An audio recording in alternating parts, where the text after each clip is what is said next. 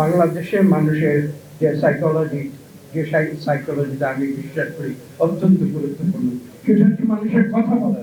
বাংলাদেশের মানুষ, আমি অনেকবার বলেছি, আজকে আবার বলবো, বাংলাদেশের মানুষের চরিত্র এমন, মানুষ কিন্তু অনাহারে থাকতে রাজি আছে, তো মানুষ কথা না বলে থাকে। আমাকে কথা বলতে দিতে হবে, আমার মনের ভাব প্রকাশ করতে হবে, আমার মতামত প্রকাশ করতে হবে।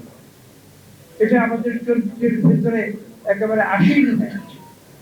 এবং সেই কারণেই কিন্তু আপনারা লক্ষ্য করেছেন যে যতবারই বাংলাদেশের ৫৪ বছর ইতিহাসে বিভিন্ন ফ্যাসিবাদী বা কায়েমি সরকার এসে মানুষের বাক রুদ্ধ করে দিতে চেয়েছিল, প্রত্যেকবার কিন্তু তারা ব্যর্থ হয়েছে।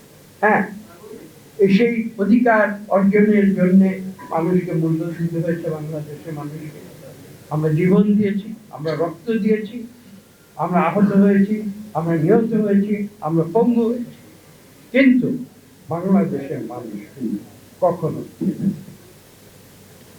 তারা প্রতিবাদ করেছে এবং বারবার সেই প্রতিবাদের ফলশ্রুতিতে আমরা কিছু না কিছু অর্জন করেছি।